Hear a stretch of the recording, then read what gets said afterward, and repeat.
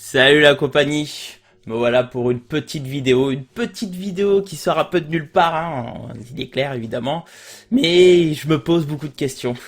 Et là maintenant que la Paris Fan Festival est passé, il est temps de se poser les vraies questions, à savoir est-ce que les comics font vendre? C'est parti, jingle.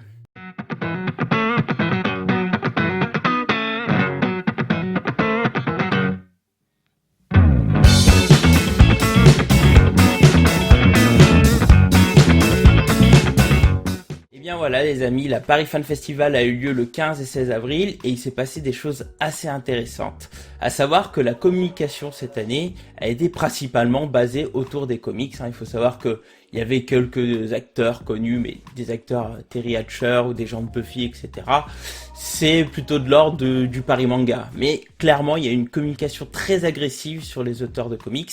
À savoir qu'on a vu cette année Pepe Larraz, Olivier Coipel, Garcenis, vous vous rendez compte, la première fois en France Garcenis, et bien d'autres. Il y a eu Alvaro Martinez, Belen Ortega, Javi Fernandez, avec le Green Room, etc. Bref, il y a eu beaucoup d'auteurs, je vais pas tous les citer, hein. En plus, il y a eu Matheus Santoloco, un de mes auteurs préférés en ce moment, qui fait les Tortues Ninja, donc une vraie dinguerie. On a dénoté à peu près une grosse vingtaine d'auteurs, et du coup, la question se posait, est-ce que marketer autour des comics va faire venir du monde? Eh bien écoutez, nous, l'ayant vécu, on a vu beaucoup de monde tout le long du salon, hein. Maintenant on a eu les chiffres, on sait qu'il y a eu 27 000 personnes tout au long du salon, donc clairement c'était une grosse réussite. Et pourtant Paris Fan Festival, elle arrive de nulle part, hein. Enfin je veux dire, l'année dernière il y avait eu une édition en plein milieu de l'UFC BD, donc vraiment le pire truc quand on veut vendre avec des auteurs de comics et tout. Il y avait très peu d'invités, il y avait que Matt Smith, en plus il était là qu'une journée sur les deux du salon. Moi j'ai eu très peu de retours, les peu qui y sont allés m'ont dit que c'était vraiment pas terrible. Et là clairement, entre le changement de lieu, parce que cette année ils étaient à Parc de Versailles, plus un roster de fou côté comics, eh bien il y avait quand même un sacré pari. Et pourtant le pari a été franchement réussi, hein. Quand on voyait la queue de folie qu'il y avait pour Olivier Coipel, Garcenis, il y avait juste vers la fin, le dimanche après-midi, où il y avait quasiment personne, Pepe Larraz qui a fait une queue gargantuesque, et bien d'autres. Clairement les gens venaient pour voir des auteurs de comics. Et pourtant, n'oubliez pas que nous sommes un marché de niche. Dans la BD, vous avez la franco-belge, les mangas et les comics. Bah, les comics, c'est vraiment le petit truc dans le coin, dans le fond, qui vend très peu, quoi. On est sur vraiment un marché de niche avec des pics sur certains volumes qui sont autour des 20-25 000. Mais bon, ça va très peu au-delà. Et pourtant, force est de constater qu'avec cette Paris Fan Festival, bah, les comics, c'est clairement un produit de pop culture. Alors évidemment, on le sait avec le cinéma, le MCU, un petit peu d'ici, même si c'est pas terrible. Ça s'est imposé dans l'élément de la pop culture du Kidam Lambda, et il y a toujours une question qui se pose, quoi. Pourquoi les comics ne vendent pas? Alors évidemment, on va pas en reparler là dans cette vidéo, hein, le prix, etc.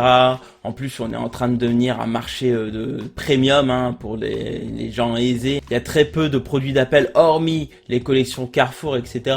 Mais au final, on voit très bien que c'est des collections qui ne cherchent pas à convertir des lecteurs en vrais clients et un vrai fidèle pour les comics. Même si, attention, il faut quand même parler de la collection Nomade qui commence à prendre, qui commence à marcher, et qui fait office vraiment d'un beau produit d'appel. Néanmoins, c'est quand même une folie, quoi. Quand on voit un beau festival comme la Paris Fan Festival, une belle organisation avec beaucoup de monde, des auteurs plus ou moins abordables, hein, on parlera pas trop de Green Room dans ça, je pense que j'en ferai un jour un numéro dessus, mais donc il y a une vraie curiosité, quoi. Comment ça se fait que on a un beau salon qui fonctionne et que les comics à côté restent un tout petit marché de niche? C'est quand même un truc de fou. Néanmoins, ce Paris Fan Festival répond quand même à certaines questions. Alors évidemment, ça a attiré le chaland, alors par des gros auteurs, mais c'est quand même un salon qui quand même copie plus ou moins la formule de la Comic Con Paris, hein. Alors ça essaye un tout petit peu de s'ouvrir aux autres univers, mais finalement très peu. Et c'est peut-être vers là où dans l'avenir il devrait aussi voir proposer plus de choses autour du manga, de la franco-belge, avec plus d'éditeurs, peut-être se tourner un peu plus vers le bouquin. Mais on a vu que côté cinéma, ils ont quand même des beaux stands, hein, avec beaucoup de très beaux costumes, avec Star Wars, très impressionné par le Stargate aussi. Il y avait le musée du cinéma de Lyon, alors quand même le musée du cinéma de Lyon c'est quand même assez prestigieux, et il y avait des super cosplayers, vraiment le Paris Fan Festival, on voit que quand on s'adresse à un public un peu plus, on va dire, premium, avec quelque chose de qualité, eh bien, ça attire vraiment les gens, et pour le coup, le Paris Fan Festival a été un beau succès. Et donc, est-ce que le Paris Fan Festival, avec le succès qu'il y a eu, sera peut-être la vitrine des éditeurs de comics? Aujourd'hui, il nous manque ce salon, la Comic Con Paris, qui rassemblait un peu tout le monde. Est-ce que le Paris Fan Festival pourra le devenir? Et écoutez, on l'espère, parce que si ça attire beaucoup de monde, mais que ça reste un marché de niche, eh bien peut-être que le Paris Fan Festival pourra étendre les choses et pouvoir faire une belle vitrine pour le marché des comics. Néanmoins, n'oublions pas que nous sommes toujours un marché de niche et qu'il y a quand même une vraie question. Si on voit que ça attire beaucoup de gens, c'est quand même regrettable de voir que c'est très difficile pour des gens, je vais même dire des influenceurs. Alors attention, je me compte pas du tout dedans, hein, qu'on soit clair, mais qu'un Cédric, un G avec la rubrique de G ne puisse pas attirer beaucoup plus de monde. On est vraiment un milieu très sectaire, on va dire, où t'as trop communautaire, je ne sais pas. Je ne sais pas pourquoi ça prend très peu. Je vois des vidéos comme Alcor, etc., qui essayent de prendre, ou le lore, je crois, qui essayent d'expliquer un peu aux lecteurs potentiels l'univers des comics et tout, mais franchement, ça se traduit pas, quoi, et c'est vraiment dommage. Faut voir que les comics, c'est vraiment des super univers, il y a des super histoires. Je vois pas pourquoi les comics sont si maltraités par rapport au manga en France, alors qu'on a vraiment des super créateurs, hein, que ce soit G, le Comi des comics, même Alcor, hein, même si je suis pas super fan, il fait quand même des trucs quali. Faut vraiment essayer de les supporter, quoi. C'est vraiment un truc que je comprends pas. Et puis j'espère que ce genre de salon permettra d'aider aussi les créateurs à mieux se voir, à peut-être mieux se présenter, peut-être faire plus de panels, etc. Pour l'avoir fait, je sais que c'est vraiment gratifiant.